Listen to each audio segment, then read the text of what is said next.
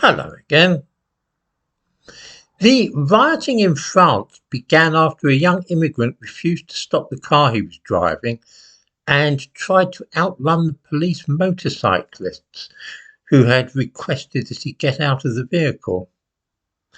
We are told that he was studying to be an electrician.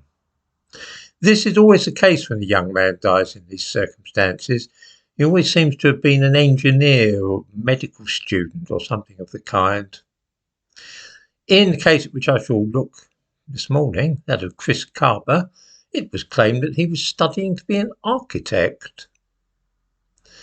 Some interesting information has surfaced a few weeks ago about this young fellow who was of African heritage and may be seen in the thumbnail to this video. Let me first remind viewers what happened. On September the 5th last year, a 24-year-old man was driving a car in London which had been linked by the police to a shooting incident. The man driving it had been sent to a young offenders institution for a firearms incident, released on licence, and then arrested while driving without insurance and carrying a knife. He was sent back to prison, and when he was released, got a girl pregnant. He was then issued with a domestic violence protection order relating to this young woman. When he was stopped in the car, he tried to escape by driving at a police officer, whereupon he was shot dead. The usual suspects then emerged and did their best to paint him in the light of an innocent victim of police brutality. Diane Abbott joined a police march alongside a pop singer called Stormy.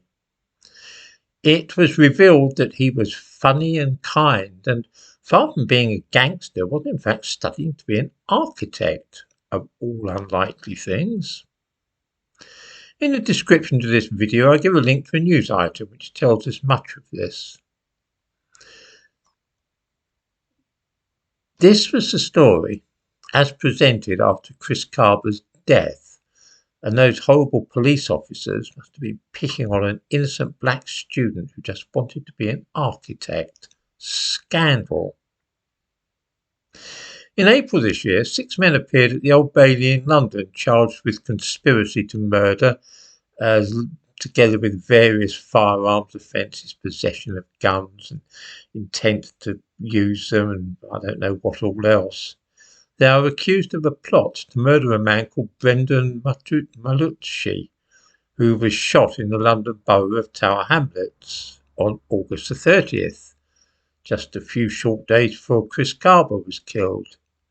Shemaiah Bell, Hamza Abdi, Conal Bambogoyi, Simeon Glasgow, Marcus Pottinger and Carl Tagayoi are alleged to have conspired with Chris Kaba to murder this man.